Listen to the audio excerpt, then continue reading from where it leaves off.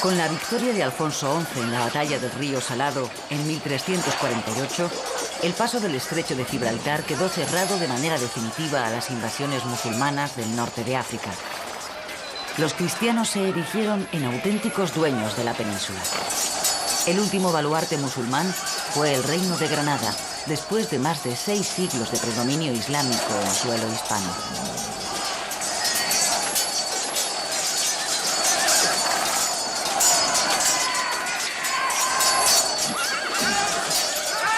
Las desavenencias entre los reinos cristianos habían marcado la historia de la península desde casi su misma formación.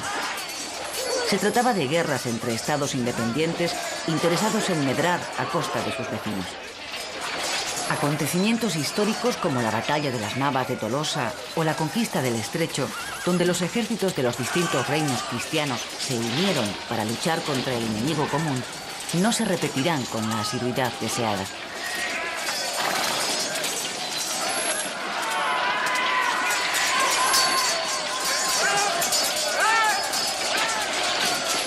En aquel tiempo, la relación de la dinastía nazarí de Granada con los reinos cristianos era de dependencia absoluta.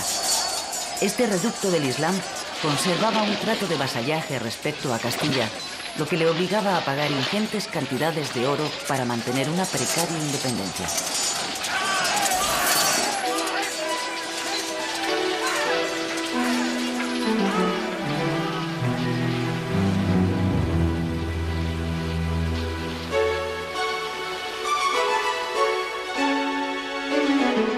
Pero aún habría que esperar más de un siglo hasta que Boabdil entregara las llaves de la ciudad a los reyes católicos. A partir de ese momento, acabarán las luchas fratricidas, los conflictos territoriales y los repartos de los reinos entre los miembros de la dinastía reinante. ¿Conseguirán los reyes cristianos ponerse de acuerdo para acabar con la reconquista iniciada tantos siglos antes?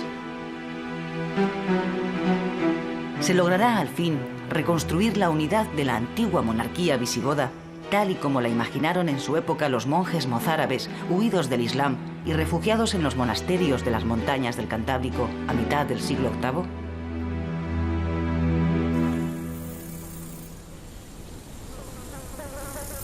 La corona de Castilla había ampliado su territorio y contaba a comienzos del siglo XIV con alrededor de 5 millones de habitantes. Por su parte, la corona de Aragón reunía casi 1 millón de habitantes, mientras que el reino de Navarra no llegaba a los 100.000. Fueron algo más de 6 millones el número de personas que se vieron envueltas de repente en la miseria, la guerra o la muerte. En la segunda mitad del siglo XIV, pestes, crisis agrícolas, hambrunas, conflictos sociales, crisis económicas, guerras civiles o epidemias azotarán a todos los reinos peninsulares, aunque con distinta intensidad. La recesión demográfica del siglo XV es consecuencia, en parte, de una larga serie de calamidades que se abaten sobre Europa, en especial la peste negra. Esta penetra en la península ibérica por el Principado de Cataluña, en donde ya en 1333 el hambre se dejó sentir con toda su crudeza a modo de trágico preludio de la llegada de la primera epidemia de peste negra que se producirá en 1348. A partir de esa fecha, el crecimiento demográfico cayó en picado a lo largo de la segunda mitad del siglo XIV. Se ha venido considerando por distintos autores que la llegada de la peste negra fue el desencadenante de la recesión demográfica. La epidemia se inició en la India, siendo Crimea el punto de partida donde unos marineros genoveses la contrajeron transportándola después a Occidente. De Génova pasó a Barcelona, luego de extenderse por la Provenza y el Languedoc, para más tarde recorrer la península y casi toda Europa. Sus efectos fueron devastadores, ya que se cebó en una población mal alimentada y carente de las mínimas condiciones higiénicas. En Aragón, la peste se instaló en muchas poblaciones, en donde murieron alrededor de 18.000 habitantes a un ritmo de 300 muertes diarias. La isla de Mallorca perdió el 44% de sus habitantes entre los años 1329 y 1444. Cataluña, hasta el año 1497, sufrió una pérdida del 41% de su población. Pero la desgracia se ensañó en especial con el Reino de Valencia. En general, los reinos de Castilla, León y Portugal se vieron menos afectados por la peste negra que el resto de los reinos peninsulares.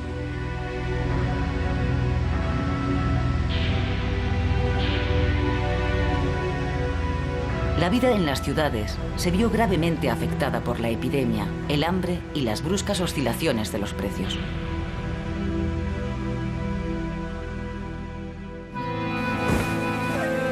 La minoría judía, hasta entonces respetada, se convirtió en víctima propiciatoria de este malestar general. En 1391 estalló de manera definitiva el odio antisemita, no solo en la península ibérica, sino también en Alemania y Francia. La gran masacre se inició en Sevilla y luego se propagó como la pólvora por toda la península. Poblaciones como Córdoba, Úbeda, Baeza, Jaén, Cuenca o Toledo fueron escenarios de matanzas de judíos que más tarde se extendieron a juderías como las de Valencia, Mallorca, Girona, Barcelona o Lleida. Solo las de Zaragoza y Calatayud se salvaron de la quema. Durante el siglo XV, la atmósfera social se volvió asfixiante para los judíos al dictarse leyes antijudías, expurgarse los libros hebreos, así como obligarles a asistir a prácticas cristianas. El Papa de Aviñón, Benedicto XIII, organizó en Tortosa la famosa disputa cristiano-judía que concluyó con la claudicación de los rabinos asistentes y la legitimación de las normas antijudías, lo que provocó un incremento de las medidas segregacionistas.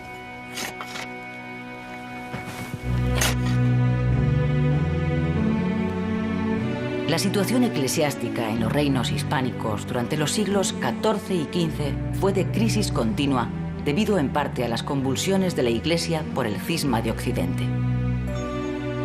Por otro lado, el inicio de la etapa conciliar, Constanza y Basilea, y el relajamiento en la vida del clero y de los monjes agravaron esta situación a causa de la acumulación de riqueza, el emparentamiento del alto clero con la nobleza y el disfrute de grandes prerrogativas o exenciones.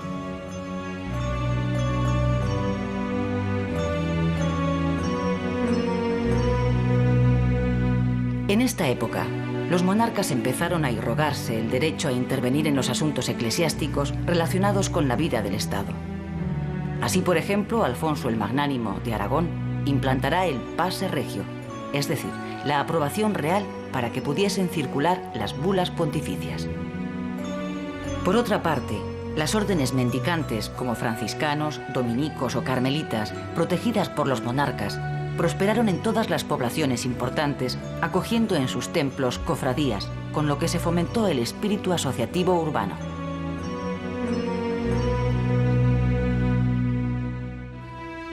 En la Corona de Aragón funcionaba desde el siglo XIII el Tribunal de la Inquisición, destinado a reprimir pequeños focos de catarismo u otras herejías menores en relación con los begardos y beguinas. En el siglo XV se produjeron focos heréticos en Vizcaya, conocidos como fraticellos de Durango.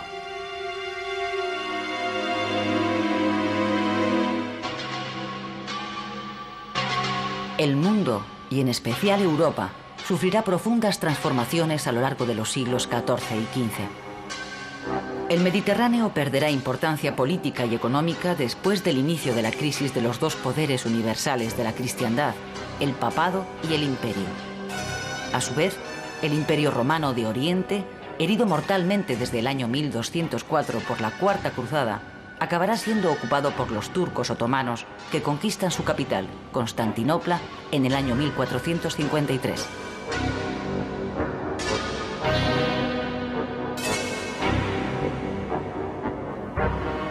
En este periodo de profundos cambios, la península ibérica no permanecerá al margen.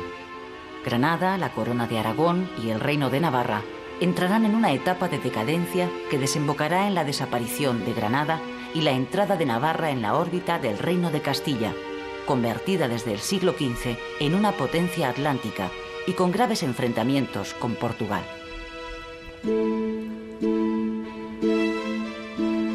Desde el siglo XIV, el derecho romano resurgirá con nuevas ideas que tienden al absolutismo. Uno de esos principios cesaristas, lo que el príncipe place tiene vigor de ley, hizo fortuna, aunque no llegara a cristalizar hasta el advenimiento de los monarcas renacentistas a partir del siglo XV. En Castilla y León, las leyes aprobadas en Cortes a petición del rey conformaron los ordenamientos. Pero las Cortes en este reino aún no significaban un auténtico poder legislativo, porque el rey podía legislar sin su concurso, constituyendo su misión principal la de votar los impuestos. En cambio, en la Corona de Aragón, las Cortes tuvieron desde Jaime I verdadera potestad legislativa, impidiendo al soberano legislar sin su presencia. Las Cortes catalanas y valencianas constaban de 3 brazos: los altos cargos eclesiásticos, los nobles y los representantes de las ciudades o brazo real. Por su parte, en Aragón había un brazo más, ya que la nobleza se dividió en alta o ricos hombres y baja o caballeros. En Navarra, las Cortes legislaron poco, pero votaron los impuestos ordinarios y los extraordinarios. En la Corona de Aragón y Navarra surgió un organismo derivado de las Cortes, la Diputación. Convertida en una institución más estable desde Pedro el Ceremonioso, adquirió en Cataluña una gran importancia política con el nombre de Diputación del General o Generalitat. La administración territorial en Castilla y León se caracterizó por la pérdida de facultades de los condes, reducidos a jefes militares regionales a causa del desarrollo de los señoríos y los municipios. El condado, como circunscripción administrativa, se vio sustituido por las merindades. El merino se convirtió en un gobernador territorial. Así, Castilla se subdividió en 17 merindades. Murcia y Andalucía constituyeron adelantamientos, a cuyo frente estaba un adelantado de fronteras que era a la vez jefe civil y militar del territorio correspondiente. A partir del siglo XIII y sobre todo en el XIV, se extienden los movimientos de hermandades entre villas y poblaciones para enfrentarse al poder opresivo de los señores, defender los intereses comerciales y acabar con las banderías y grupos de malhechores. La Hermandad de Álava surge en 1417 a instancia de Vitoria, Treviño y Salvatierra, y Juan II aprueba en Valladolid su reglamento, reconociéndole funciones procesales y penales.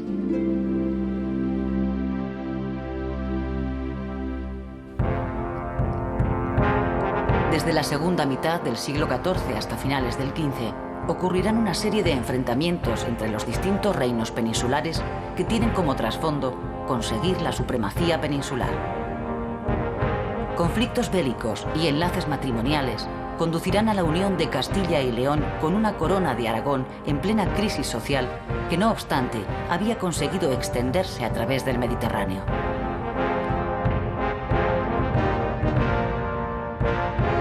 Más tarde, los 5 reinos peninsulares quedaron reducidos a 2 grandes bloques, el de la nueva monarquía hispánica, suma de diferentes culturas y personalidades a la que se incorporará Navarra a principios del siglo XVI y el Reino de Portugal.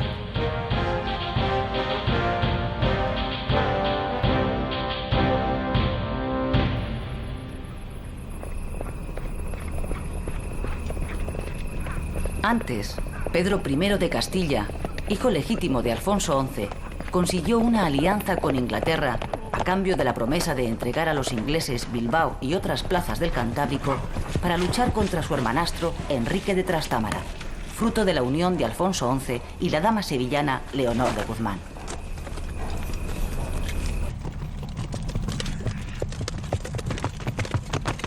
La ayuda inglesa fue esencial para Pedro I el Cruel, pero al no poder cumplir con lo prometido, estos le abandonaron, extremo que aprovecharía su hermanastro Enrique de Trastámara, quien en el famoso combate de Montiel dio muerte a su propio hermano, convirtiéndose en el nuevo rey de Castilla.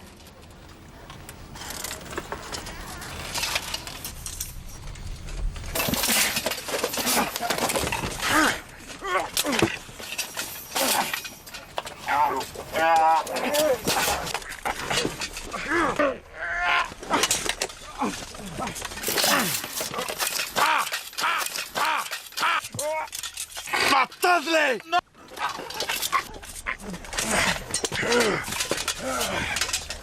Después de este asesinato, el primer soberano de la Casa de Trastámara, Enrique II, tuvo que enfrentarse a los duques de Lancaster y York, que pretendieron la corona castellana al estar casados con las hijas de Pedro I y María de Padilla. Al mismo tiempo, Fernando I de Portugal, al invadir Galicia, también ambicionaba la misma corona, mientras Carlos II el Malo de Navarra se apoderaba de Vitoria, Logroño y otras poblaciones. Y el rey de Aragón y el sultán de Granada abrieron hostilidades contra el nuevo rey de Castilla. Este, para oponerse a tantos enemigos, prodigó mercedes y exenciones en favor de una nobleza fiel de nuevo cuño. El segundo monarca de la dinastía Trastámara, Juan I, prosiguió la política de pacificación y de alianza con Francia. Casado con Beatriz, hija y heredera de Fernando I de Portugal, al morir este sin otra sucesión legítima, Juan I intentó hacer valer sus derechos y ser reconocido como rey de Portugal.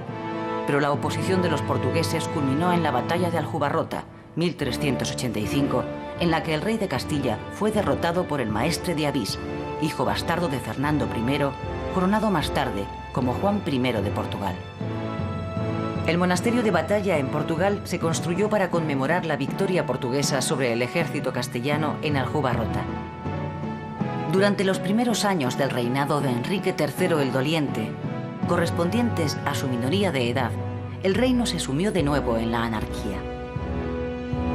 Durante este reinado se inició la política africana encaminada a combatir la piratería musulmana, destruyéndose Tetuán, 1400, al tiempo que Castilla se abría al Atlántico, al patrocinar la conquista de las Islas Canarias que dirigieron los caballeros franceses Juan de Betancourt y Gadifer de la Salle. La muerte prematura de Enrique III el Doliente supuso una nueva minoría en Castilla, encargándose de la regencia del nuevo rey, su tío Fernando, llamado el de Antequera por haber conquistado esta plaza a los musulmanes. Al ser elegido en Caspe como nuevo soberano de la corona de Aragón, Fernando abandonó Castilla en 1412, continuando unos años de intrigas cortesanas hasta que Juan II alcanzó la mayoría de edad en 1419. Sin embargo, Juan II entregó el poder a su valido, el condestable Álvaro de Luna, para dedicarse a sus aficiones favoritas, la caballería y las letras. Álvaro de Luna fue un hombre enérgico y decidido que enseguida concitó las envidias de la nobleza por su poder omnímodo. El condestable había conseguido una resonante victoria contra el reino musulmán de Granada en la batalla de la Higueruela en el año 1431, conmemorada años después por Felipe II en los frescos de la sala de batallas de El Escorial. Pero este éxito no pudo evitar el acoso de los nobles por su poder desmedido. Y a pesar de vencer a sus enemigos en la batalla de Olmedo, será finalmente depuesto en el año 1453, acusado de usurpar el poder real y las rentas de la corona, siendo decapitado en la plaza del Ochavo de Valladolid.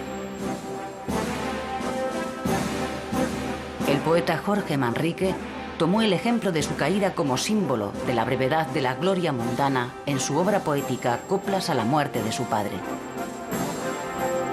Jorge Manrique, entregado a la carrera de las armas y a la vida militar, intervino en varias batallas. Murió en uno de estos combates, en abril de 1479, en el asalto al castillo de Garcimuñoz contra el rebelde marqués de Villena.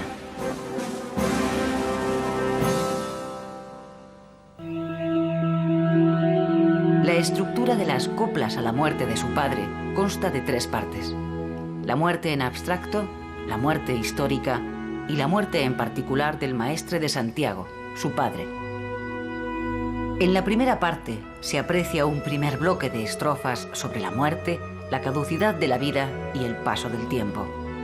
Hay luego otra serie de coplas en las que la atención se desplaza a la muerte de personas del pasado: Juan II, los infantes de Aragón, Enrique IV o don Álvaro de Luna.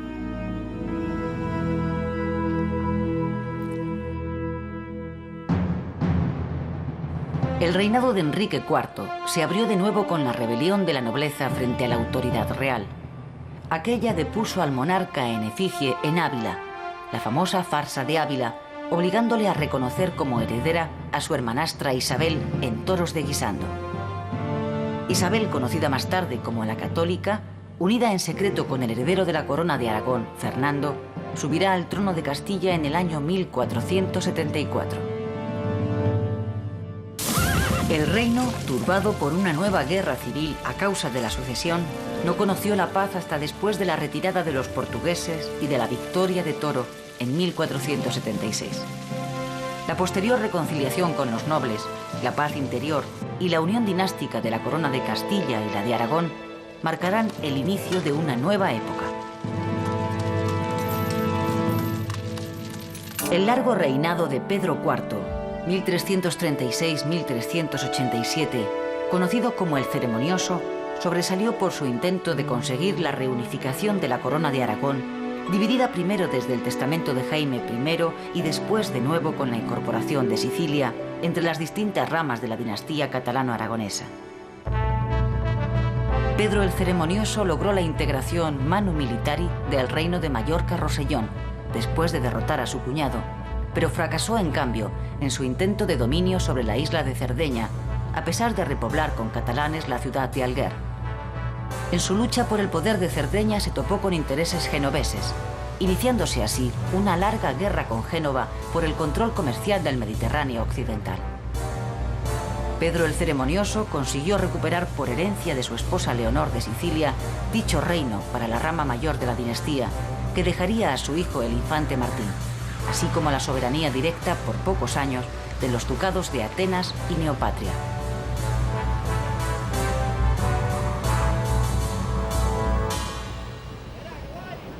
En política interior, Pedro IV fortaleció la realeza y redujo los intereses nobiliarios, enfrentándose a la nobleza de Aragón y Valencia. Asimismo, obtuvo la victoria de Épila sobre los nobles aragoneses de la Unión. Como consecuencia de ella, abolió sus privilegios. Pedro el Ceremonioso dejó su particular visión de la corona de Aragón en sus numerosos registros de la Cancillería, así como en su minuciosa crónica.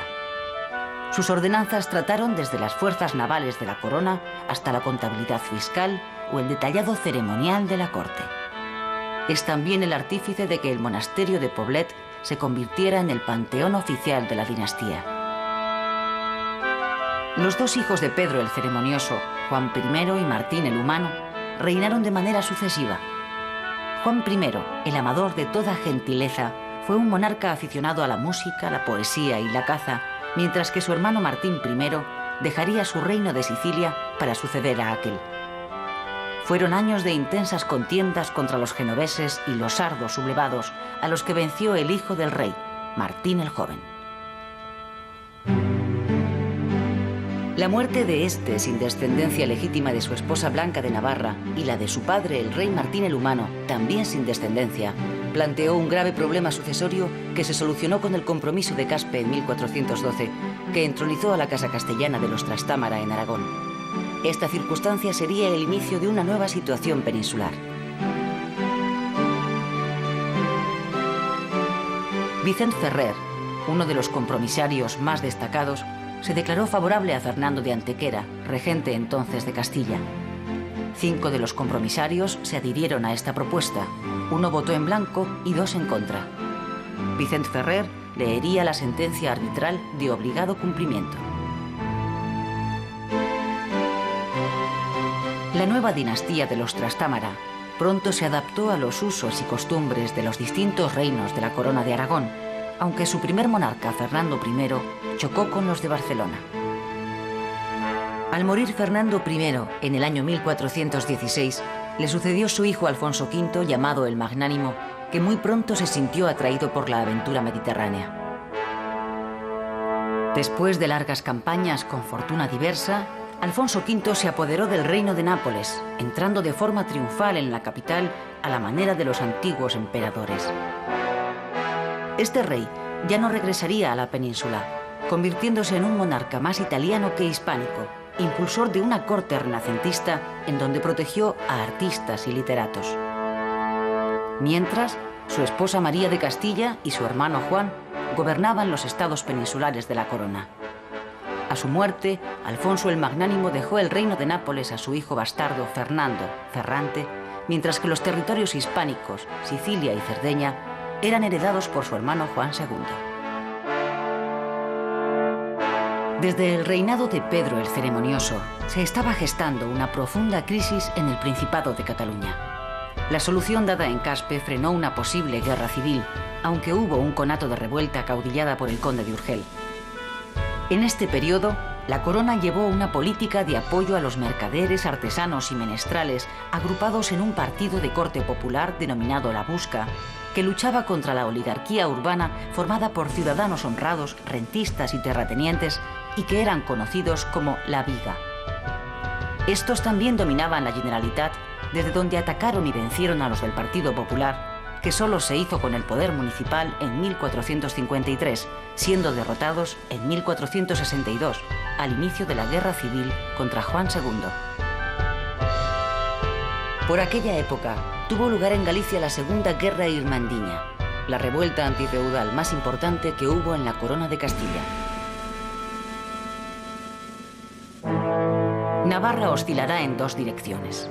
Por un lado, Carlos II de Navarra se sintió más cómodo en sus alianzas con los ingleses, orillando a los franceses en plena guerra de los 100 años entre Inglaterra y Francia. Por el otro, el Reino de Navarra intervendrá de manera activa en las pugnas entre Castilla y Aragón. El Reino de Navarra, encajonado entre los reinos cristianos más pujantes, fue cediendo poco a poco parte de su territorio.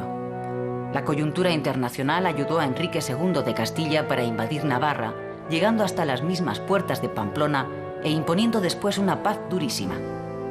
El nuevo tratado firmado con Castilla en Briones en el año 1379 dejaba el Reino de Navarra controlado por Castilla, pero las relaciones entre ambos reinos no se normalizarán hasta el Acuerdo de Estella en 1386.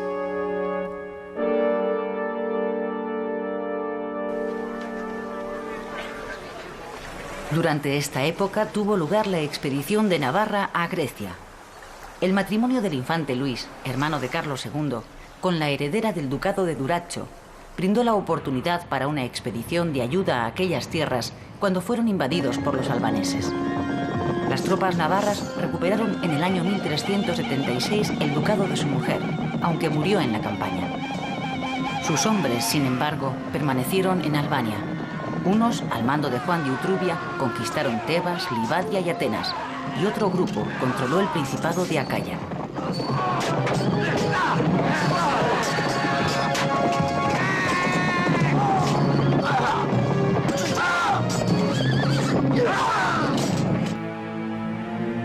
La muerte de Carlos III el Noble en 1425 inauguró otra etapa que se prolongará hasta finales de la época medieval, en donde las alianzas matrimoniales, los vínculos familiares y los compromisos de linaje marcarán la pauta de las relaciones políticas y sociales. Con la nueva reina, Blanca de Navarra, y su esposo Juan de Aragón, se abría otro periodo de conflictos en el reino navarro.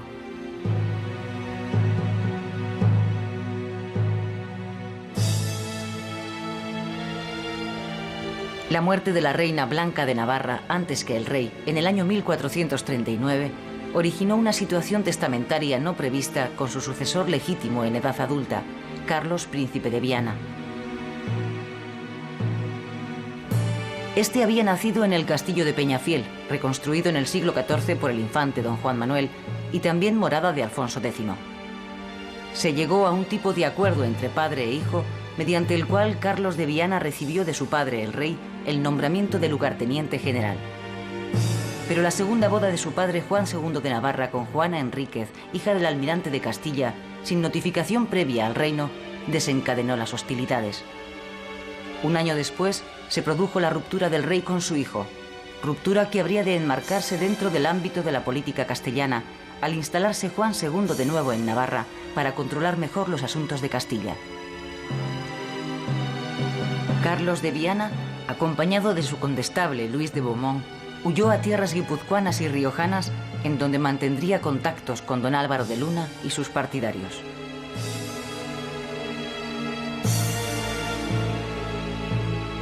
Los acuerdos firmados en Puente la Reina entre Carlos de Viana y los castellanos en los que el príncipe se reservaba la colaboración con Castilla hasta la total expulsión de su padre del reino de Navarra, dejó claro que Carlos de Viana no llegaría a ningún acuerdo con su padre sin consultar antes a los castellanos. Acababa de iniciarse una guerra civil en la que estaban implicados Aragón y Cataluña, ya que el príncipe era también presunto heredero de la corona de Aragón. En 1451 cayeron prisioneros Carlos de Viana y su condestable Luis de Beaumont, siendo el príncipe desheredado. Desde el primer momento, y aprovechando el entusiasmo popular, se identificó la causa del príncipe de Viana con la defensa de los privilegios de la tierra. Después de una serie de enfrentamientos y reconciliaciones entre padre e hijo, Carlos de Viana moriría en Barcelona el día 23 de septiembre de 1461, rodeado de un gran fervor popular, e incluso se le llamó San Carlos de Cataluña. La muerte prematura de Carlos de Viana y de su hermana Blanca hizo que el puesto de lugarteniente del Reino de Navarra recayera en Leonor, última hija de Juan II y Blanca de Navarra, casada con el conde de Foix. Tras casi 5 años de guerras civiles, todo volvía a ser como al principio, ya que Juan II mantenía la corona con un lugarteniente. Sin embargo, aquella muerte en extrañas circunstancias de Carlos de Viana motivó que Cataluña se alzara en armas contra Juan II. Por último, Juan II lograría, con la ayuda francesa, después de haber cedido como garantía de pago el Rosellón y la Cerdaña, que Cataluña renovase su fidelidad al rey una vez que hubo otorgado un amplio perdón a todos sus vasallos. La oligarquía catalana, encastillada en la Generalitat, se había lanzado a una larga guerra de 10 años que acabó sin conseguir su objetivo de afirmarse en el poder. Juan II moriría en 1479 sin poder recuperar los territorios cedidos a Francia, pero sí pudo ver, 4 años antes de su muerte, a su hijo y heredero Fernando proclamado como rey de Castilla por su matrimonio con Isabel I. Desde principios del siglo XIV se sucedieron años de malas cosechas. La libre circulación de los productos alimenticios por todo el reino de Castilla y León fue una de las primeras medidas tendentes a paliar los efectos de la carestía de alimentos, aunque la crisis agraria continuó hasta el año 1425 en todos los reinos hispánicos. En aquella época coexistían 2 tipos de propiedad: la gran propiedad en manos de los nobles, iglesias y monasterios, y sobre todo las órdenes militares, y la pequeña propiedad, representada por hacendados libres de distinta condición.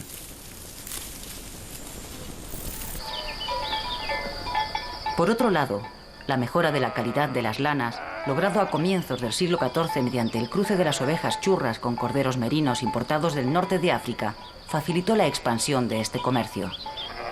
A lo largo del siglo XV, la expansión comercial de Castilla descansó básicamente en la exportación de materias primas como la lana, el hierro, miel, frutos secos, arroz, aceite, limones, cueros, cera, vinos, azúcar de caña, pescado, sustancias colorantes o mercurio.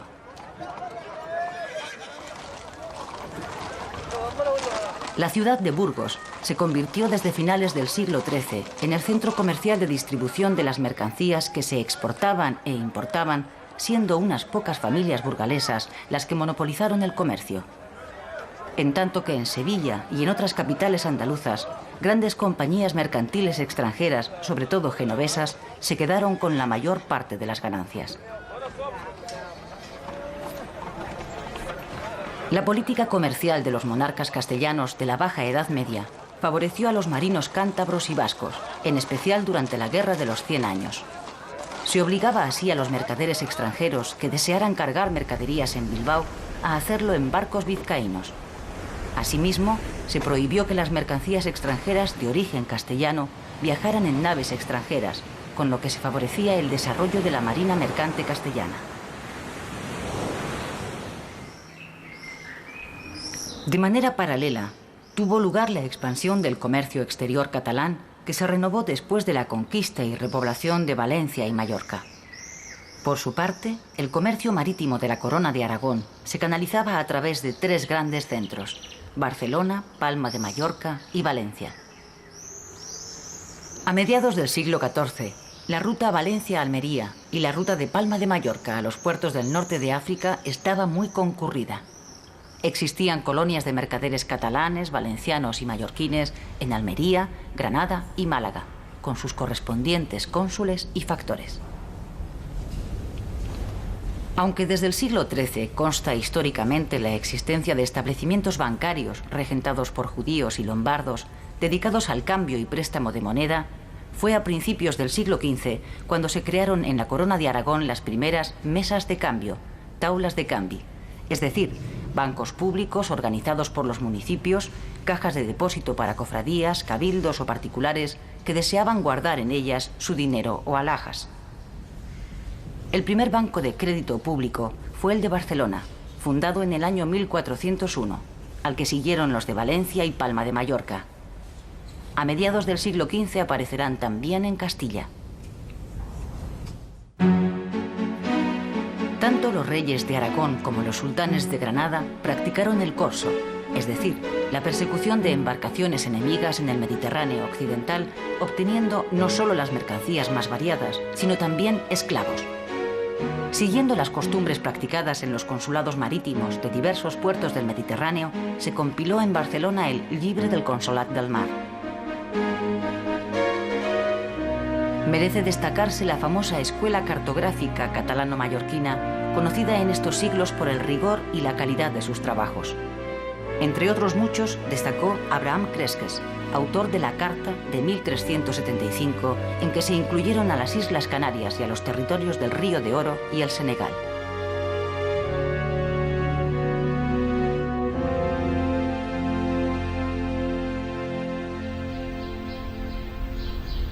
En la ciudad italiana de Bolonia, el Colegio de San Clemente de los Españoles, fundado por el cardenal Gil de Albornoz en el año 1364 para estudiantes de los distintos reinos hispánicos, permanece aún hoy en funcionamiento gracias a la previsión de su fundador, que dejó como heredero universal al propio colegio.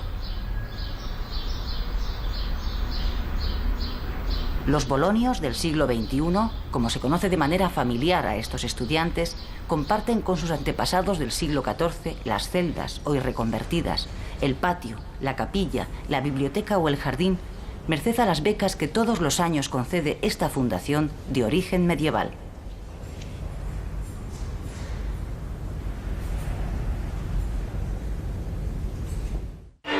En cuanto a las lenguas, tanto el castellano como el catalán y el gallego han alcanzado ya una madurez expresiva, tanto en prosa como en verso, situándose estas tres lenguas en la cumbre literaria de la Baja Edad Media. La prosa de Alfonso X el Sabio se verá perfeccionada por don Juan Manuel, autor entre otras obras del Libro de los Estados y el Conde Lucanor. El infante don Juan Manuel está considerado el prosista castellano más importante del siglo XIV. Pertenecía a la más alta nobleza, era nieto de Fernando III y sobrino de Alfonso X, y como él mismo decía, podía atravesar el reino de Castilla desde Navarra a Granada, pernoctando cada noche en una villa o un castillo propios.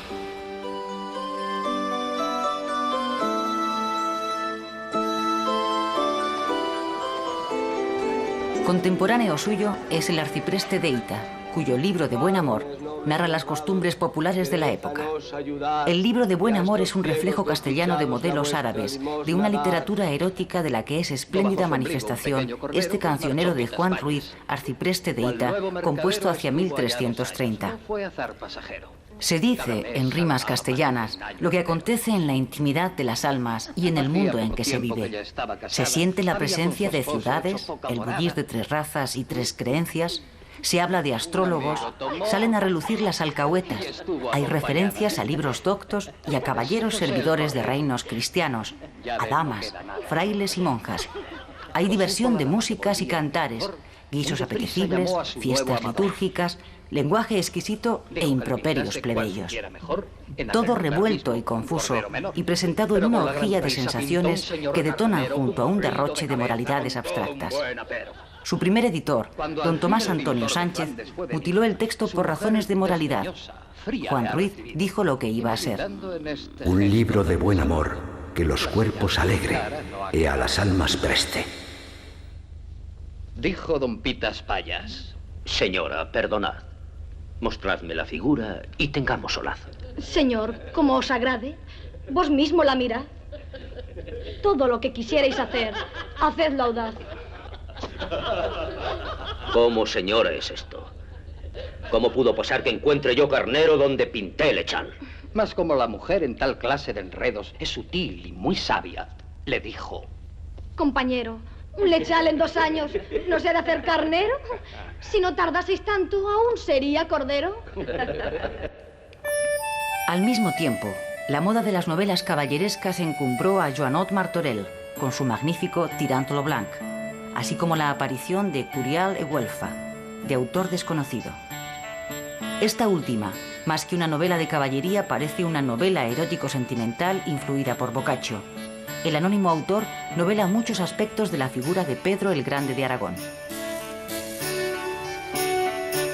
A la influencia francesa del siglo XIV se añade ahora, en el XV, la italiana, iniciándose una corriente prehumanística de notable calidad. El gallego y el leonés continúan utilizándose en el Cancionero de Baena, 1445. En la corte de Juan II de Castilla destacaron los poetas Diego López de Mendoza, marqués de Santillana, autor de la Comedieta de Ponza y del Doctrinal de Privados, así como Juan de Mena, gran poeta cordobés que escribiría El laberinto de la fortuna. Según Juan de Mena, la justicia consiste en 100.000 engaños, malicias e artes. Los textos legales con más opiniones que uvas en cesto dan motivo a las trapacerías de jueces y abogados. Asimismo, a finales del siglo XIV y principios del XV, floreció la obra de la familia March, sobresaliendo en especial el gran poeta valenciano Ausiàs March, 1393-1459. Lo fundamental de la obra del poeta se agrupa en 4 cancioneros: Cants d'amor, Cants de mort, Cants morals y Cant espiritual. La poética de Ausiàs March viene a fundir la tradición provenzal con la nueva poesía italiana, Stil nuovo, siendo un gran conocedor de la obra de Dante y Petrarca.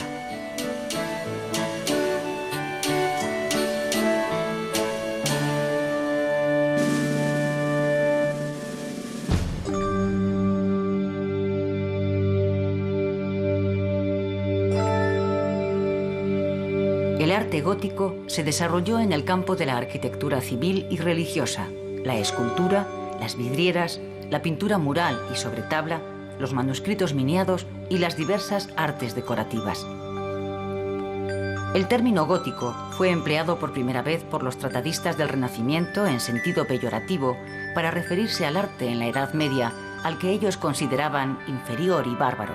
Godo, de ahí el término gótico, comparado con el arte clásico.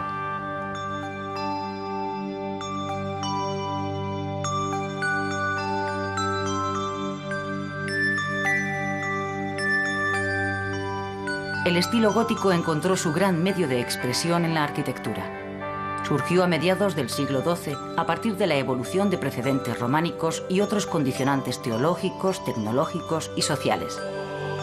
Las mayores realizaciones del gótico se manifestaron en el terreno de la arquitectura religiosa. La arquitectura gótica empleó el arco apuntado, agujas, chapiteles y gabletes, reforzándose el sentido ascensional para conseguir, entre otros efectos, la máxima luminosidad. Todas estas cualidades estilísticas fueron posibles gracias a las innovaciones constructivas, en especial la aparición de la bóveda de crucería. El extremado crecimiento vertical de la arquitectura gótica origina y explica las particularidades estructurales y ornamentales de este estilo.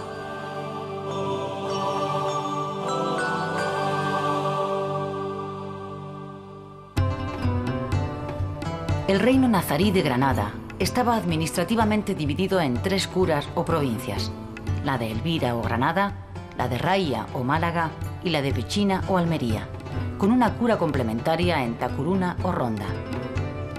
A causa de la inseguridad de sus fronteras, existían numerosas fortalezas, en total unas 400, de características muy diferentes, desde las grandes alcazabas de Granada, Málaga o Almería hasta las pequeñas fortificaciones.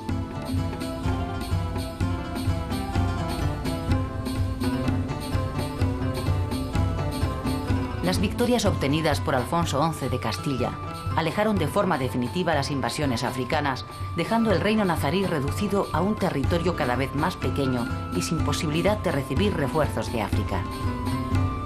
El reino musulmán de Granada durante el siglo XIV pudo aún aprovecharse de la rivalidad castellano-aragonesa, pero en el siglo XV su supervivencia política dependerá solo del interés de los reyes y de los problemas internos castellanos.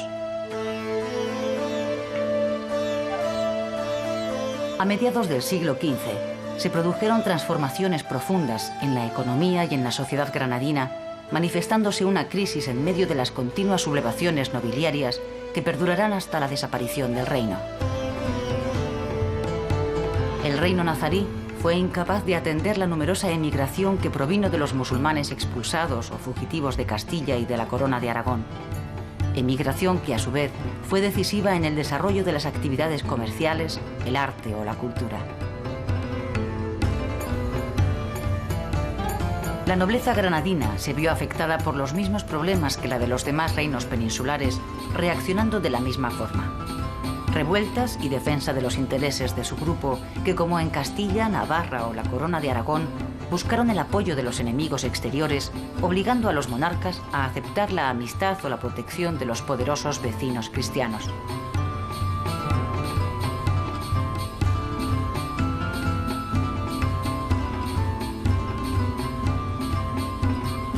Los problemas internos castellanos permitieron a Granada mantener la estabilidad de sus fronteras hasta las campañas de Fernando de Antequera en 1406 y 1410.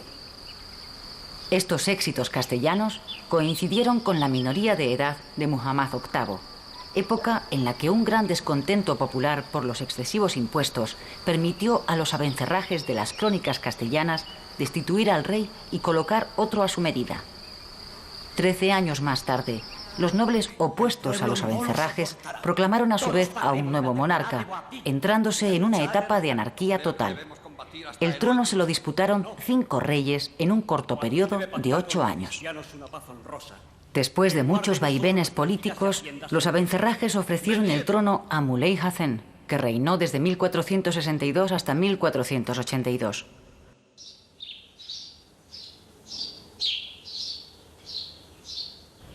En el aspecto cultural, cabe destacarse la obra del polígrafo Ibn al-Hatib, que expuso su doctrina sobre el arte de gobernar. Enamorado de la belleza de Al-Ándalus, describió la belleza de sus jardines, así como en un diccionario biográfico de personajes granadinos, mostró en pleno siglo XIV un reino poblado por tupidos bosques de personajes curiosos y sabios eminentes. En su obra Resplandor de la luna llena acerca de la dinastía nazarí, hizo una descripción muy hermosa de Granada y sus gentes, alabando las altas torres de la Alhambra, sus gruesas murallas, sus bellos edificios, sus jardines y sus huertas.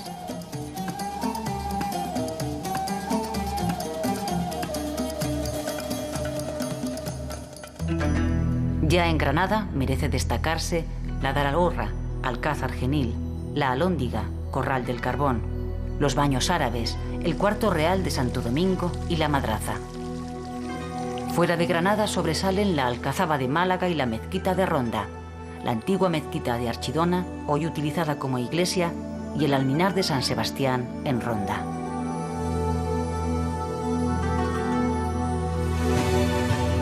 Del refinamiento del arte nazarí hablan por sí solos monumentos como la Alhambra, que aunque comenzada a edificarse en el año 1067, no se terminó hasta el siglo XIV, durante los reinados de Yusuf I y Muhammad V. Se trata de un conjunto excepcional edificado a lo largo de un siglo y medio, sin un proyecto unitario y varias veces reestructurado y redecorado. El arte nazarí alcanzó su cima en construcciones como el Cuarto de Comares, el Patio de la Alberca, el Patio de los Leones o los Jardines del Generalife, así como en las techumbres o bóvedas de las salas de los Abencerrajes y de las Dos Hermanas. Este arte se caracteriza por la esbeltez y la finura de sus columnas y las inscripciones decorativas.